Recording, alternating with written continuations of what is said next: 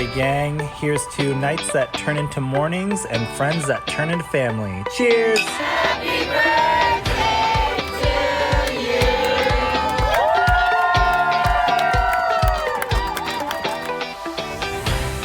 Hello, and welcome to the Friendship IRL podcast. I'm your host, Alex Alexander. My friends, they would tell you I like to ask the hard questions. You know who I am in the group. I'm the person that's saying, okay, I'm going to ask this question, but don't feel like you have to answer it.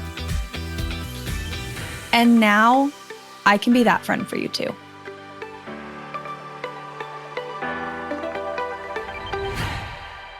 Today's episode was a conversation I had the day before we recorded this.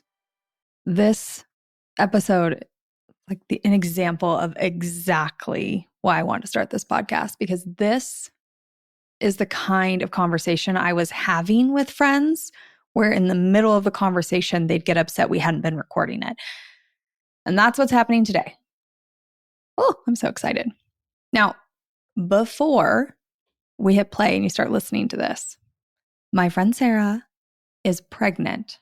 Do not stop listening. The things we talk about, although many of them relate to the fact that she is pregnant, it's all just about big life transitions and how they affect our friendships and our support system. And that can apply to all sorts of things. That could mean you going back to school. That could mean a new illness, an accident that leaves you with medical concerns. It could mean getting your PhD thesis, entering a new romantic partnership, moving across the country, career change, becoming an empty nester. This applies to so many areas of life. So if you are not someone who is in the phase of life where you currently are about to welcome a new baby home, do not let that scare you when it comes to this episode. Just listen and consider the big life changes you have had recently or you see coming up in your life and how these topics apply. And if you don't see, send me a voice memo, send me a DM, send me an email, because I bet you I can figure out how these apply. And with that, let's go to today's episode. I was thinking more about it this morning, like our phone call yesterday, and what a good call it was. I mean, our calls are always good. Hence why we can stay on the phone for like 3 hours.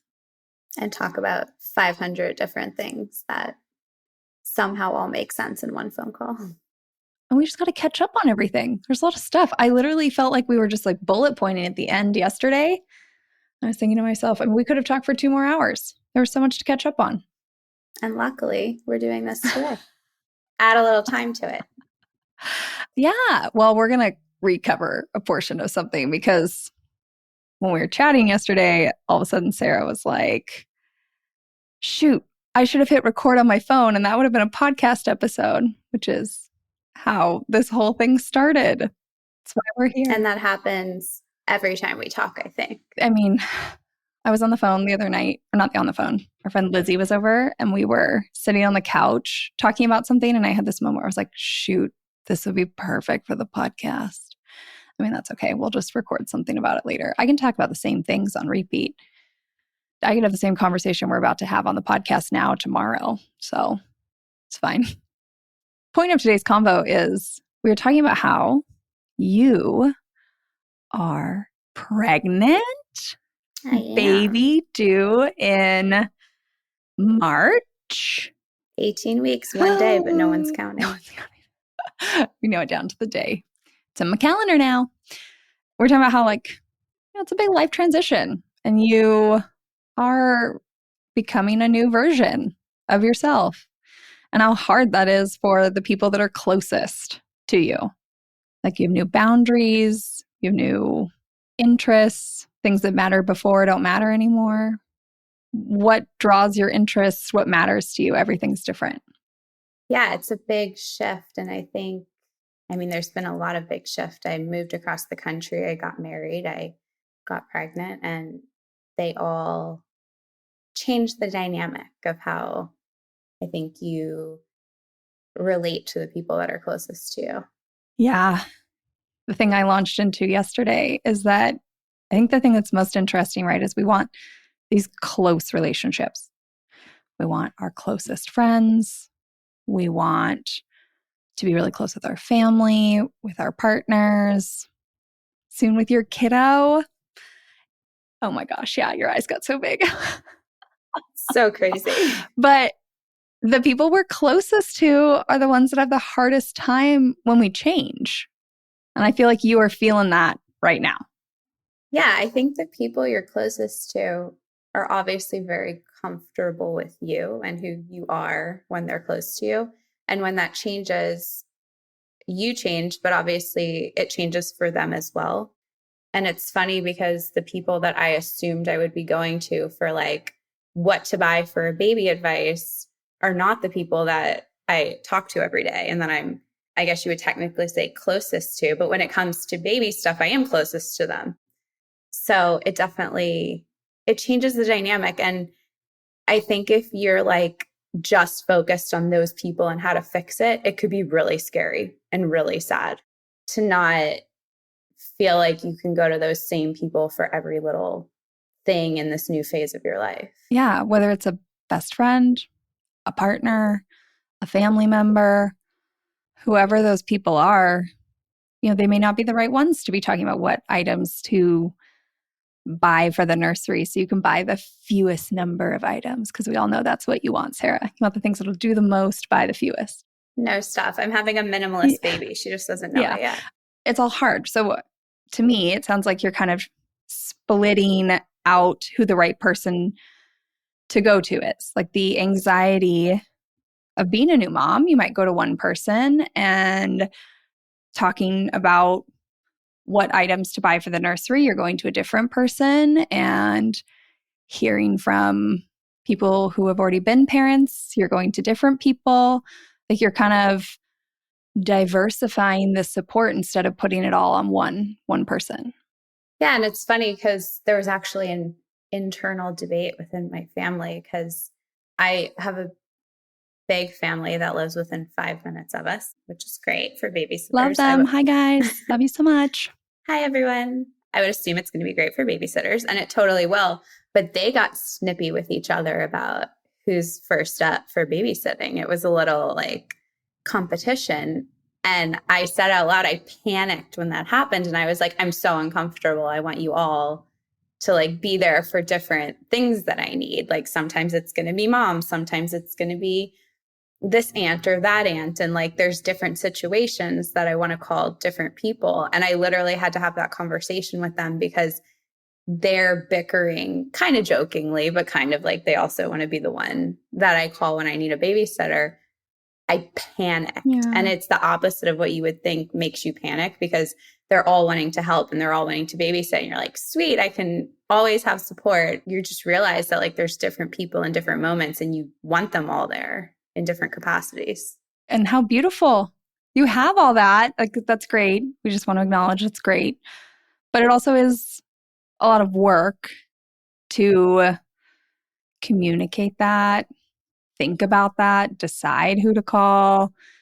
Is today the time you call somebody who will come in and take over? Or is today the day you call where somebody will kind of come over and be on the outskirts, like fold laundry or empty your dishwasher? Like what kind of person is the person today? Yeah. And I think even whether it's just within family or family and friends, like there's an aunt I'm going to call when I need a good meal because she's going to deliver it and it's going to be fantastic. There's an aunt I'm going to call when I need a shower and she's going to sit and stare at a baby because she's obsessed with a newborn. And, you know, I'm probably going to call my mom when I want her to do absolutely everything and I don't want to feel bad about asking. And that could be different for everyone. That could be like a best friend instead of your mom. But I don't think if you and I hadn't started talking about different needs and different like skill sets for different people, I don't think I would have even recognized that panic moment because I would have been like, okay, well, yeah, you call mom first. And if mom's not available, you call this aunt because she's my godmother. Like there was a hierarchy before. Yeah. And now I don't want the hierarchy. I want everyone and I want them for like what they're best at. Yes. Because everybody has different strengths. Yes. Everybody has different strengths and they all help, especially in like the big transition moments, like having a new baby at home. It all cumulatively adds up. Definitely. And I think in another life, and by another life, I mean like 5 years ago before you and I started talking about all this, I think I would have solely been like, okay, who from my family is going to do this, this, and this? And there's going to be a time where I call you to come down because I need a week. And so I'm ready. My bags are packed. We are obviously talking about all of this in the context of a new baby. But if you do not have a new baby, if you are an empty nester, if you do not plan on having children, if you are anybody else, this still applies. The way that we're talking about finding support after this big life moment of bringing a new baby home, this is the same way that I find support in my everyday life. I don't look at that hierarchy of they are my closest friend, they are my sister, they are my romantic partner, they are my oldest friend, whatever the hierarchy is in your mind. So they should do these things for me. Instead, I think I need someone to vent to right now. Who is the right person to vent to? So let's say I need to vent about how hard it is to launch this podcast. Many in my friend group are not entrepreneurs. They all work corporate jobs. So they might not be the right people to vent to about the frustrations of launching your own venture. But my business entrepreneur friend I meet with every week is probably the right person to go to. And I think so often, if we took a second to think about who the right person is, we might be getting better overall support. But like, that's the interesting thing, right? About being the friend. You know, maybe if you and I were sisters, I would have already picked the weeks I'm coming. But because we're friends, there's this interesting kind of boundary where, I mean, I'm coming down at some point, but I'm going to be like, okay, when do you want to slot me in? Do you want me to get an Airbnb? Do you want me to like call your mom and see if I can stay at her house? Do you want me to stay at your house? Do you want to decide when I get there? What do you want me to do when I get there? Do you think you can change your mind? Like I come in totally neutral, ready for whatever you want, instead of feeling like I already have like predetermined my role. Which I think is a strength. And I don't know if this is just with family with everyone or if it's my family, because this might just be a big Southern family thing. That's why we started the podcast. We'll just get more people to talk about it and then we'll know if it's a your family thing or an every family thing. We'll find out. True. We'll find Over out. time. But I think my family would come in hot with like, I'm going to do this for you, whether I need it or not. And the intention is 100% to help, I think. But sometimes it's just not what you need. And I think one of the perks and strengths of having friends that are asking those questions is that they're asking. Yeah. And you can be like, you know what? Now that you're asking, I really need a date night and I need 3 meals in my freezer or whatever that looks like. And it's easier, I think, to ask for what you need in like those moments. And I don't have a baby yet, but I'm assuming it's a moment of overwhelm at some point once they're here. But I think it's easier to ask for what you need when someone's asking what you need. And sometimes the people closest to you assume they know what you need. When I talk to people about friendship, people want close friends, true friends, real friends. They want best friends. They want friends they can do anything with. I never hear anybody tell me, you know, I just want like a simple friend. I just want somebody I can maybe call to read a book with. People want the big friendships. There's nothing wrong with that. But the interesting thing about these life changes and the big friendships, we want big friendships because these people know us really well. However, I think that there is some maybe like ego wrapped up in knowing someone really well. When the big life changes happen, our closest people want to anticipate our needs. But we might be kind of a new version of ourselves and our needs are different in this moment. And then when you tell them, oh, I don't like chocolate chip cookies anymore. Let's just pick a silly example. They're like, what do you mean you don't like chocolate chip cookies anymore? But you've always liked chocolate chip cookies. If you had a simpler friend, they would say, oh, okay, because they're not as wrapped up in it. It's not some sign that they don't know who you are because they don't know who you are. They accept that. They're just trying to figure out who you are. Now they know you like chocolate chip cookies, but they haven't known that you like chocolate chip cookies for your entire life. So if you walked in 2 weeks from now and told them you no longer like chocolate chip cookies, their length of time that you've liked chocolate chip cookies is 2 weeks. They're like, oh, okay. What kind of cookie do you like now? So all of this to say, there is value in those simpler friendships, just like there is value in the real friends, true friends, close friends, best friends, whatever you want to call them. All of these people can show up for you in their own ways. Which might be right, but it might be a little overwhelming. Yeah. Knowing what you need is so interesting. This is kind of what we talked about yesterday. I am not a mom, but I have heard from plenty of moms, right, that they become like a different version of themselves after they have a baby. I mean, it's a pretty extreme transition, but I think we all have different times where we've become a different version of ourselves, whether that's like a quick transition or a slow transition, going from being your 20-something to your more adult version, your high school self. Those are all different versions. Let's use a high school friend as an example. Actually, this is great because you just moved back. So friends that knew you in high school, you moved away. Now you've moved back to your hometown. And when they get together, they might have been your best friend, but because you've grown and changed and you're a different version of yourself now, what they knew about you may no longer be true. Or it might be in the past. It might be like, oh, well, she loves running every day. She's such a runner. She loves running. She can't go a day without a run. And you're like, well, I moved home and I haven't run in 4 years. So that was you, but that is not you anymore. And when you don't have the information to like update what you know about these people that are your closest people, somebody might come into your home after you have this baby and be like, well, I thought I'd come over and hold the baby so you can go running. You're like, I don't do that anymore. I used to run. I don't run anymore. And that can be so hard to navigate in general, let alone navigate in such a transition moment as trying to figure out how to be a new parent with the baby on the outside.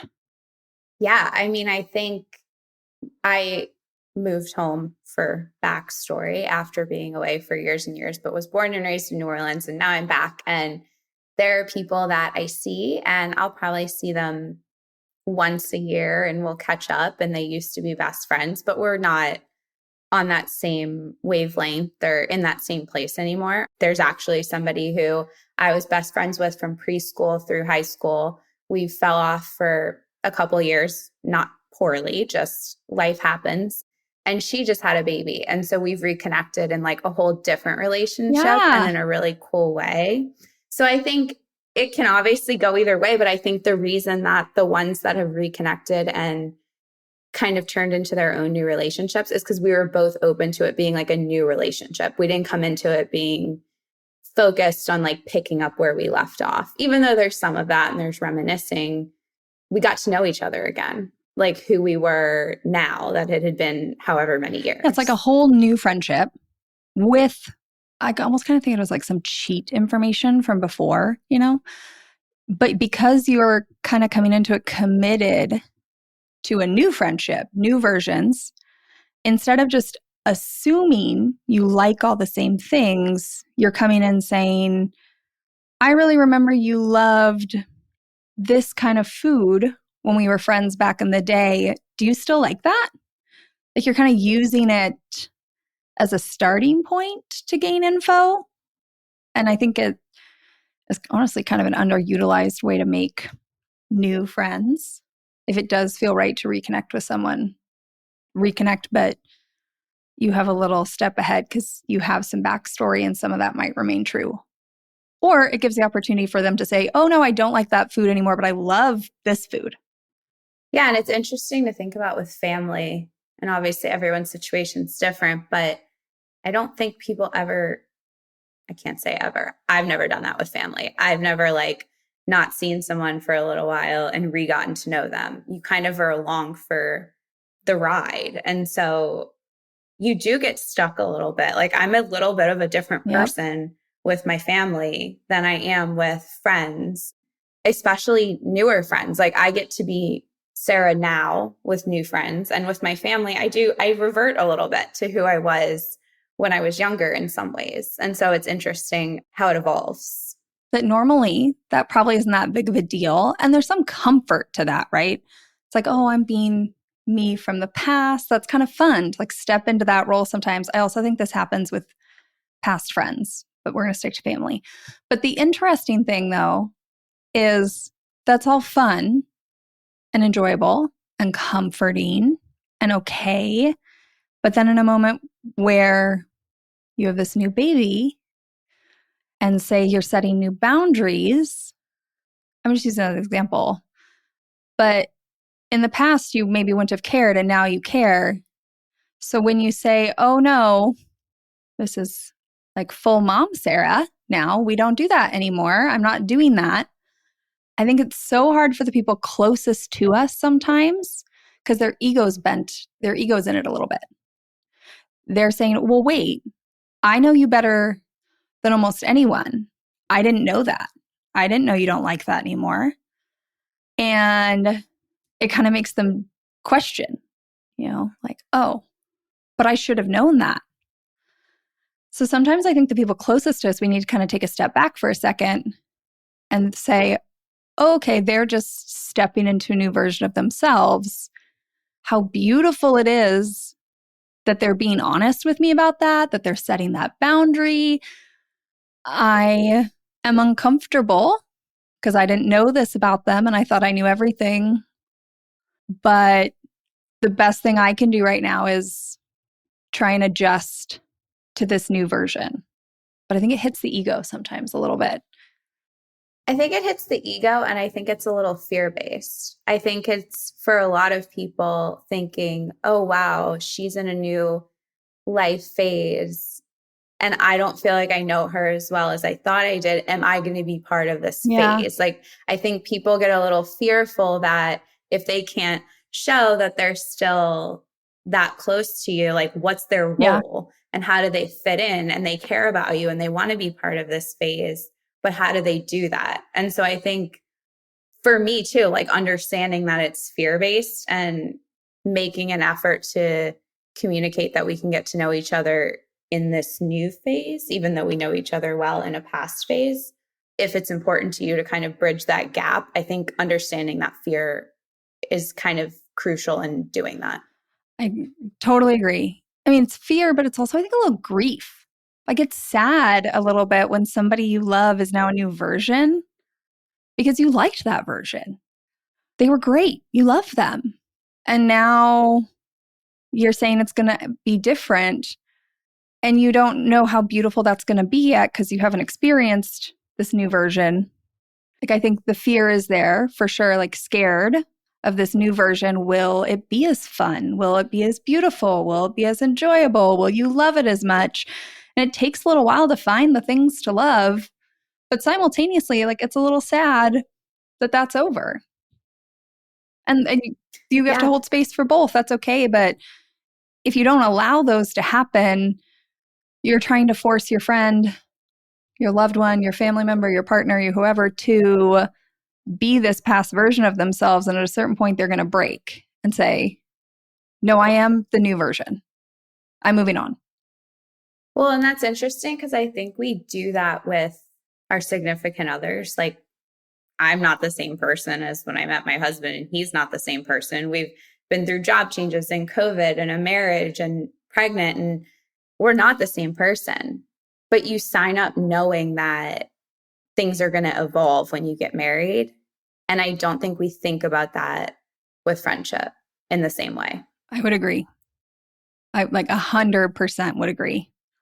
Whether or not you are listening to this and you have children, people around you have kids. And I think about this all the time as a person that currently does not have kids, is that every time my friends announce they're pregnant, I am simultaneously freaking thrilled to have this new little human to love so much and to watch my friends get to be parents.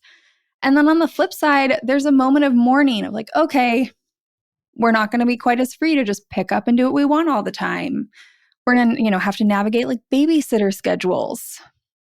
So there's that grief. There's also the excitement. And I don't really know what it's going to be like until we're in it. And then having friends that already have kids, there's the moments where I'm like sitting on the floor with them and their babies playing, drinking coffee in our sweatpants that are just so freaking beautiful. And I remember the rest of my life. But you don't know that in the moment. Yeah. And I think that goes for the person having the baby too. Like, I don't think we really talk about that, but my husband and I have talked about that. We'll be like, we go to this one brewery that you have to be 21. So we go all the time now because we can't take our baby, but we can take our baby to these other breweries. And you were one of the first people I told I was pregnant. And I didn't go to somebody that already had a child. That didn't matter because we still connected on it. But that doesn't mean that I'm also not thinking about how things are going to change. And maybe it's that if we actually had that conversation together and it wasn't just the excitement, which there's so much excitement, but if we could talk about that other stuff too, not you and I, but just in general, because I think we do, I think it would maybe bridge that gap a little bit to where you would be able to be like, oh yeah, I've been thinking about that, but I wasn't going to bring that up in the midst of your great news. And I would be like, oh yeah, I'm thinking about that, even though it's kind of taboo to say that when you're telling people you're pregnant. So communicating about it, I feel like is probably 90% of that transition. I agree. And I think that you are not the first ones to have a baby in our group of friends. So you have seen how other people have adapted. Like you've seen that we go and do this with other friends with kids. So that probably removes a little bit of the anxiety about what this looks like. But I also think that our friend group actually talked about what it would be like when there were kids. So moments where we were sitting around, we could have gone out on a Saturday night, but instead we were all just sitting around at somebody's house. We would talk about, oh, someday we could do this with a kid asleep upstairs in a pack and play or in their crib. And we would bring that up. And I also think that's helpful for people. Like if having kids in your friend group, or if you were the childless person, talk about what you would be happy to do so that there's less anxiety about what this shift looks like. And it may not look like what you think it's going to look like, but at least putting out some options, I think makes your friends realize that you're willing to navigate this together. And I think that, like we talk about a lot, the person with children saying what they need, but I do think that goes both ways. Like, I think if a year down the line, you and Michael come in town and you're like, we would love one night with just you two. Do you have a babysitter? Can we help you find a babysitter? Like communicating those needs both ways. I think a lot of time the needs just kind of shift to the person that's had the baby, where they're both important and obviously a little harder to coordinate potentially on one end, but I still think it's important. And to your point, when you're talking about it ahead of time, that can go both ways. Yeah. There's this other thing with our other friends we've talked about. I'll have to have them on the podcast at some point, but I think a lot about the weight of an action after a big life transition. We're talking about kids, but this could also be caring for a sick parent, a sick partner, big financial stressors, whatever. Something big is going on in your friend's life. We're using the new parents example. And these friends texted us and said, hey, we have a babysitter. We'd love to see you. And to me, the weight of that action when their time is so limited right now is so meaningful. And I think a lot about it's not the quantity of actions, but sometimes it's just that when something is so limited, appreciating that we received their time, that we got to spend that time together. They could have used that all sorts of ways, but they wanted to spend time with us. And in another season of life, sure, maybe that wouldn't be quite as meaningful because we'd be able to see each other more often. But in this season of life, that's a big deal. Today's combo is so good. I'm trying really hard not to jump in too much, but I want to cover two things really fast. One, if you listen to my previous episodes, this is an example of what I was talking about, new peaks within a friendship. So before kids, there was a peak. The new peak now is getting a phone call or a text message saying, hey, we have a babysitter tonight. We rarely have a babysitter. We'd love to see you. That's a new peak. And that probably would not have previously been a peak. And eventually, when these friends' kids are older, there can be a new version of a peak when there's more freedom again. But just looking for those really meaningful moments within the season you're in. The other thing I wanted to just note is I love that Sarah is saying that the friend without the new life circumstances should voice what they need, like asking to go out to dinner. I think that's great, but I just want to note that not everyone, has a big loving family 5 minutes around them, and that's not always feasible. However, if your friends ask you that and that's not feasible for you, what do they actually need? Don't maybe just shut it down. Don't just say, oh, we can't do that.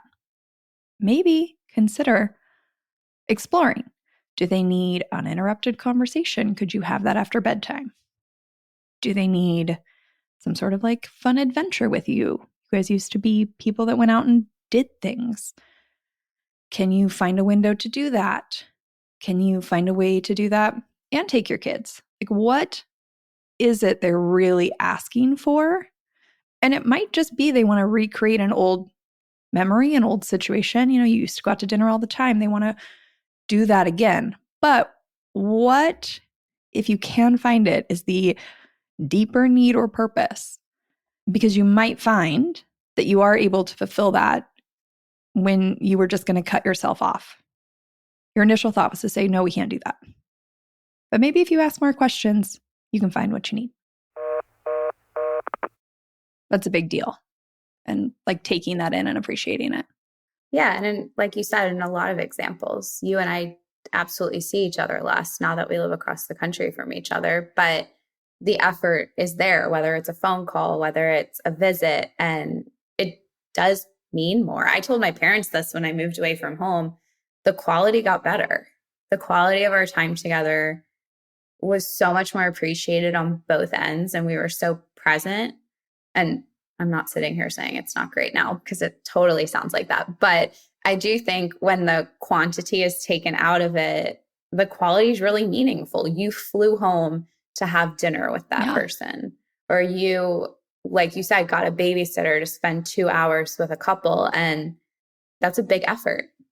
Yeah. When, we're younger in high school and in college, there's a lot of time in friendships. I think we compare that amount of time to now, but there's just not as much time. So we have to appreciate what there is. I also think, so often people say to me, I want friends I can do anything with, which I think is kind of that high school, college nostalgia. It's if you think back, the things that you did were so mundane and boring.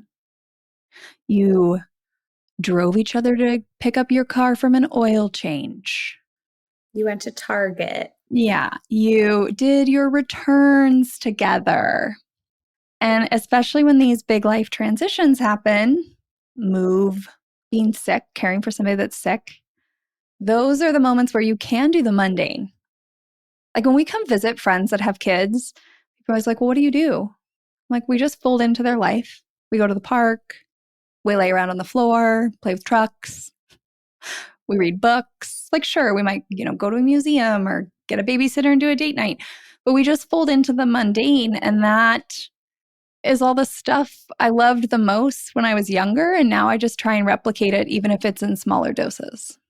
Yeah, and that's interesting because when you're in college, the mundane is kind of programmed to be the same, right? You're going to class, you're running the same errands, you're stocking a dorm room. The things you're doing line up. And so maybe when you're in different life phases as an adult, for example, you visiting someone that has children and you don't have children right now, they might not line up to be what your mundane is, but you can still fold into that other person's mundane, which I think some people feel like it's an interference or like maybe they don't fit into it in some way. Especially people with kids, right? People with kids are floundering a little bit. A lot of people don't have the amount of support they need. But to let somebody in to help you is very vulnerable. And if you've never let anybody in, that's going to be so hard to do when you're at your most vulnerable. So I almost think like doing some of the mundane with people before you have kids is so great because I think it would make it easier. I've been in your house, we've laid around, I've vacuumed your floor, I've wiped your counters. I think that's probably easier to let me in than it would be if I'd never done that for you before, after you have the baby. Totally. And I even think about, I think I'm very vulnerable in that I'll tell anyone my whole life story if you want to sit down and listen to it. But when someone comes over, I like a giant cheese board and I like soup on the stove and I like things to be a certain way. And so that's going to be a transition for me to have people come over and it's just a disaster and there's no food in the fridge. I know that's going to be a huge transition for me. Whereas some things, like you said, like having you over and vacuuming and wiping the counters, I'm used to and I'm comfortable with it. And so I think everyone has those things that they need done to feel good about people walking into their life. Yeah. But kind of starting to let people in before the big moments, whatever those are. I mean, baby, but also it could be somebody who just started a new business, somebody who's finishing their PhD thesis, somebody who had a fire in their house. Like there's a million situations where suddenly you really need help from the people around you. And if you have never let anybody in any small way, you've never run errands and gone to Target as an adult, if you stop doing that at a certain point, suddenly you need help and you might be in the car going to Target and feel so uncomfortable. Yeah. And I think that comes back to what you were saying about you being able to say, what do you need? Because it opens the door for someone to be like, what do I really need to feel supported? And that might not be like, oh yeah, come over and I'll have the perfect cheese board and dinner ready for us and we can sit around and you can hold the baby for me. It might be like, hey, can you go to Target for me and get yogurt and paper towels because I'm barely keeping food in my fridge and I'm exhausted. And so I think even as somebody that's pretty vulnerable, that feels off to me. Like it's something I would have to get used to. This is an idea that I gave a friend who was a new mom a few years ago. I have not personally tried it out. So somebody try it out and tell me, but I really think this would be helpful. But sometimes I feel like when you're in those really like you need help moments and everybody's asking you, how can I help? One thing people say, right, is that the other person should just do something. Just pick something and do it. And sometimes I think that works. Sure. But what I told this other mom friend was make a list and just send it out. Make a list of every single thing you think you could use help with this month. Taking your car to get an oil change, somebody taking your dog to the groomer, doing your Amazon returns because you've ordered a million things because you don't know what product you need, but those were all wrong. Picking up your groceries, whatever they are, coming over and vacuuming.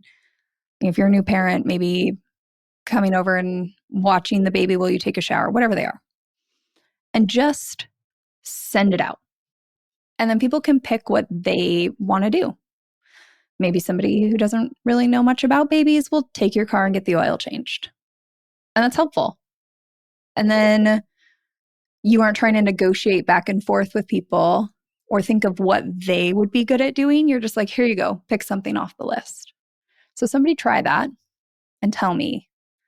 I think that's maybe another good route. And then people can share it amongst themselves. Yeah, it's funny because when you said that, and I'm totally going to do that, and I'll let you know how it goes. But as you're saying that, I don't know if it's a people pleaser in me, but something is coming up with a disclaimer when I send it out that comes with it that says, you totally don't have to do anything, and trying to make it sound less needy. Whereas I'm sure everyone wants to know what they can do to help. And it's just communicating what's actually helpful. I mean, whether you send it out up front or whether you just have it saved on your phone and every time somebody says, what do you need? You just respond with this list. Like, here you go. Because what might happen is, let's say you do this and your aunt asks what you need and you just send this list. And then suddenly people have been telling your aunt, because they don't want to bother you, that they would love to help.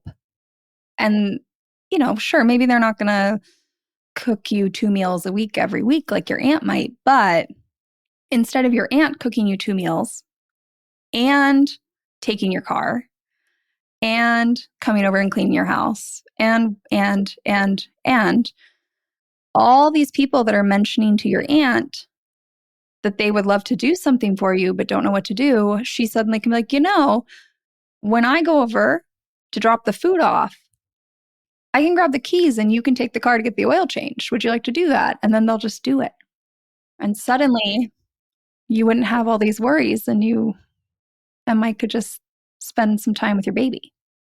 It's funny because one of the things we've done in our household is put that list on the fridge because, Mike will be going into work at 10 a.m., his scheduled shifts day to day, and he might have an hour and I'm already working. And he wants to know what he can do, but he's not going to bother me with it because I'm on a conference call. And so we've done that in our household. And it's just something that I think, to your point, like we don't think of getting that support from people outside of it. And it's just as helpful. Maybe I just need to take a picture of the list on my fridge and send it to everyone I know, and we'll see what happens. Even if 50% of that list got done, that's still 50% you two wouldn't have to worry about right after the baby came. Yeah. And just to be clear for anybody listening, Mike does a lot. Mike keeps his own list. To anybody listening, Sarah and I have had extensive conversations about this. He's just trying to go above and beyond and take things off your list since you're pregnant right now. Just clarifying that. He does. He does a really great job. And I think I am also a total control freak in that if he does something and it was on my mental list for next week, I'm like, but we should have done this week. And so it's a way for us to get on the same page. It's not that he's sitting around eating macaroons on the couch. Yeah. It's not. I just wanted to clarify for anybody listening to this. He's just picking up some extra things, but a lot of that's going to fall on him after the baby comes. And if there was a way to just disperse that, since you do have such a great support system around you. And I want to say, those little tasks, a friend of mine who will surely be listening to this, she'll know who she is. Her sister and her wife had a new little one recently, and they're going to be in and out of the hospital quite a bit. So this is my friend's sister. And I know her sister, but it's not like we're the closest of friends. And I sent her a gift off her registry. And in the note, I just wrote, hey, I only live about 5 minutes away. If there's ever, you ever need someone to watch your dog, grab a package off your porch, please just shoot me a text. There is so much support that can come from people that you wouldn't even consider in your closest circle. Like, those aren't big burdens to me. That's a 5-minute drive to throw a package in my car that I would drop off on their porch when they're home. Like, we love dogs. We love them. Not a big deal for us to watch their very well-behaved sweet dog for one night. Although a lot of people are just looking at their very closest circle, sometimes those small actions by people in your broader community can add up, especially in the big life transition moments. Yeah. And I think even now, like I was saying before, my baby registry to this point is 90% recommendations from somebody that I honestly hadn't talked to in a year, and we connected over this. And now it's a fabulous support system. So it's not always the people that are closest to you. They may be struggling with the transition you're going through and how they fit into that role. And that doesn't mean that there's not a million other people around that can fill those needs, whether it be temporarily, whether it be for the long term. And really cool friendships might come of it. It feels good for her to help you. It feels great for you to connect with her about this exciting new part of your life. You will forever appreciate that. That's forever valuable. You'll always remember that. Now, big life changes are coming that you two can connect about, so you very well might continue talking. But even if you didn't, this was still like beautiful and great, even if it was just that's what it was. Yeah, I think we learned that in the pandemic. Like, how absolutely fabulous was it to go get a coffee and say, have a great day to a barista when you haven't talked to anyone in like weeks. And so, those became so important, and we saw how good that made us feel. But just because we're like hanging out with the people we're quote unquote closest to, again, doesn't mean that those are any less important. Yeah. They all add up in whatever we need in this moment. I mean, that's, I think, what's getting us through. Now, we could keep talking for another hour because that's our MO, but I think we should probably wrap here. This probably is not the last time we'll be on here, but I love this so much because this is exactly what I wanted this podcast to be. I mean, everybody's truly listening in on a conversation we would be having on the phone. We had it yesterday. This is the real stuff that I'm talking about with our friends, and then our friends are talking about with each other and with other people. And now we're just recording it for everyone to hear and share and take whatever piece feels right for them. Yeah. And they're seeing different perspectives, and they will continue to. But a lot of people might listen to you and think, oh, well, I'm really close to my family, so that's awesome what she's doing, but that doesn't apply to me. And I'm really close to my family, and 90% of what you say applies to me. So I think it's awesome to give those other perspectives. I will never forget telling you about wanting to talk about the community and friendship stuff. We were sitting on a picnic blanket. You had just started dating Mike. So to clarify, Sarah's husband, I have known him since like sophomore year of college. He was roommates with Mike and Michael, interchangeably. We're not going to get into that. And I remember telling you that I wanted to talk about this stuff and being kind of nervous because I knew how close you were with your family, and being like, well, this isn't going to apply to her. She doesn't need this. And at a certain point, you said to me, I am really close with my family, but that puts a lot of pressure on them. And everything you're telling me is that instead of putting all this pressure, I could go to some other people, alleviate some of the pressure, and just really enjoy the best each of my family members has to give.